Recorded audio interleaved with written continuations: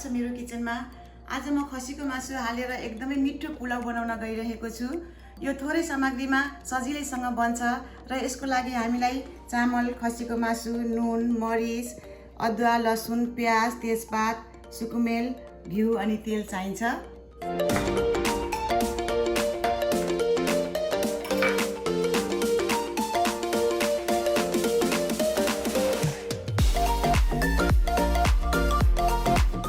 सबभन्दा पहिला म खसीको मासुमा हाफ टीस्पुन नुन, 2टा सुकुमेल र एउटा तेजपात राखेर इन्स्ट्यान्ट पटमा म प्रेसर कुक गर्दैछु।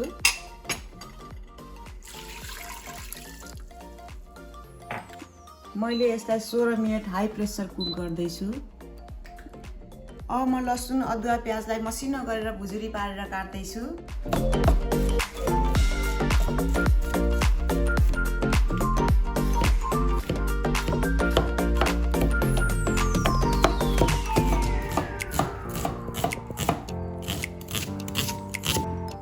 मैले एउटा लार्ज अनियन र 40 ग्राम लसुन र अदुवालाई यसरी लामो गरेर मसिनो गरेर काटेको छु।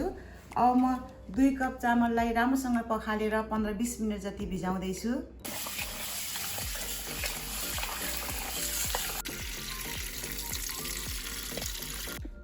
अब म 5-6 वटा सुकुमेललाई मसिनो गरेर पिस्दैछु। अब म प्याज, अदुवा, लसुनलाई पालै गरेर गोल्डन ब्राउन हुने गरेर फ्राई गर्छु।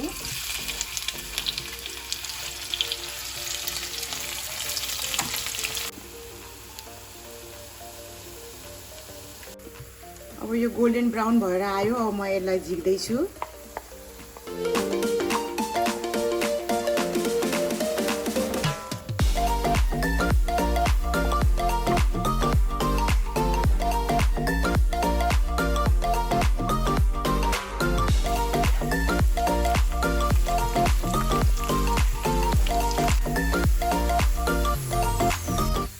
अब यो लसुनलाई पनि म झिक्दैछु।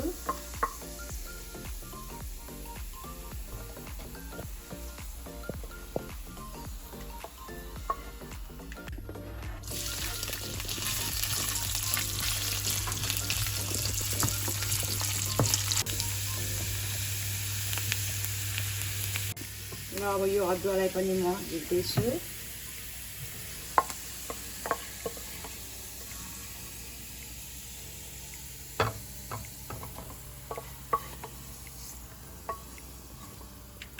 खसी पनि पाक्यो।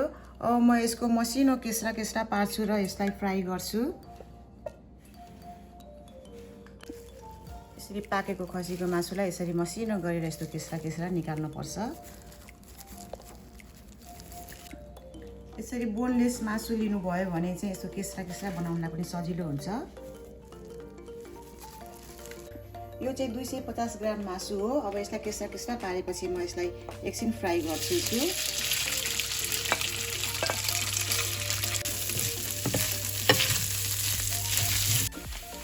यो खसीको मासु चाहिँ पाकिसकेको हुन्छ, त्यसले गर्दा यसलाई धेरै भुट्नु पर्दैन, धेरै चाम्रो गराउनु हुँदैन। अब म यसलाई झिक्दैछु।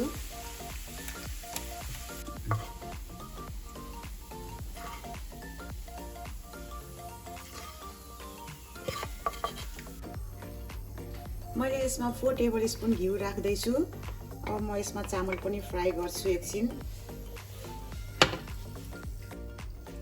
अब म पहिला तेजपातलाई फुराउँदैछु।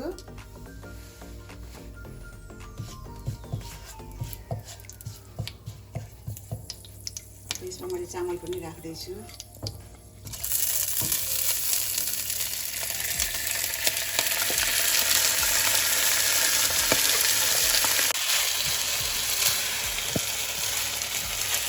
अब यसलाई बिस्तारै हल्का हातले चलाएर एकछिनसम्म भुट्नुपर्छ।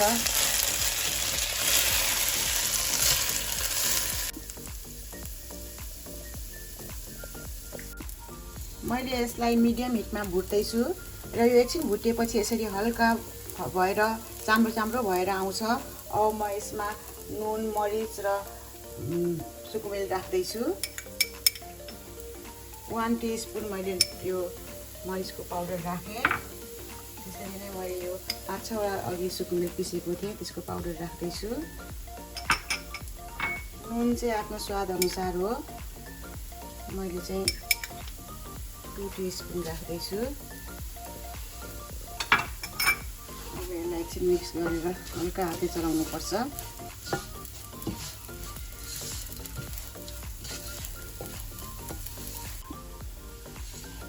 पुलाउ एकदम राम्रो हुनको लागि चाहिँ चामल पनि राम्रोसँगले भुटेको हुनुपर्छ। यसरी यो राम्रोसँगले भुटेको छ, चाम्रो भएर आइसकेको छ। अब म यसमा अघि भुटेर राखेको खसीको भुजुरीलाई पनि राख्दैछु। अब राम्रोसँगले यसलाई मिसाइदिउँ। मङमङ बास्ना आइसकेको छ, एकदम राम्रो देखिन्छ। यसमा बेसारहरू कुनै कलरहरू केही पनि राख्नु हुँदैन। यो चाहिँ सेतो रङको अनि यसैले कलर दिन्छ। अब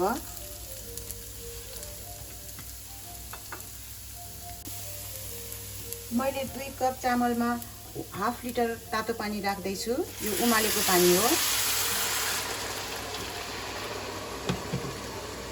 पुलाउमा पानी पनि एकैचोटि धेरै राख्नु हुँदैन, फेरि गिलो हुन्छ, राम्रो हुँदैन। पुलाउ चाहिँ फल्र पर्यो भने राम्रो हुन्छ।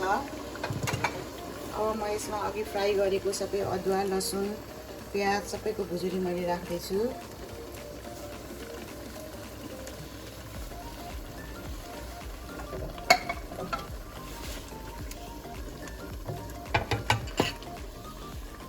अब यसलाई बिर्को लगाइदिएर यो पानी सुकुन्जेलसम्म मसिनो आगोमा राख्नुपर्छ, पकाउनुपर्छ। मैले यसलाई लो हिटमा पानी सुकुन्जेलसम्म पकाएँ। त्यति गर्न मलाई 10 मिनट लाग्यो। अब यसलाई राम्रोसँगले चलाइदिएर फेरि 5 मिनट यसलाई यो चामल भर्सिन छोडिदिनुपर्छ। एकदम राम्रो भएर आएको छ पुलाउ। कस्तो फर्र गर्ने, बास्ना पनि एकदम मिठो आइरहेछ। कलर पनि एकदमै राम्रो देखिरहेको छ।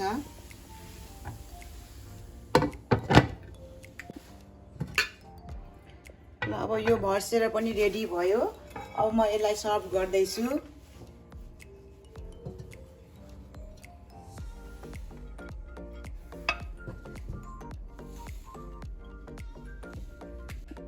एकदमै राम्रो भएर आएको छ हाम्रो खसीको मासु राखेको पुलाउ। मैले यसलाई पकाएको टमाटरको अचारसँग सर्भ गरेको छु। यति थोरै सामग्रीमा यति राम्रो मिठो बनेको छ। हजुरहरूले यसलाई ट्राई गर्नुभएको छैन भनेदेखि अवश्य पनि ट्राई गर्नुहोला, ग्यारेन्टी मनपर्नेछ। र म यसलाई अलिकति ट्राई गरिहाल्छु। यसमा फ्राई गरेको लसुन, प्याज, अदुवाले एकदमै मिठो फ्लेभर दिएको छ। खसीको मासु पनि सफ्ट भएर मिठो भएर पाकेको छ। र हजुरहरूले पनि यसरी नै इन्जोय गर्नुहोला र मेरो च्यानललाई लाइक र सब्स्क्राइब गर्नलाई नबिर्सिदिनु होला। Thank you.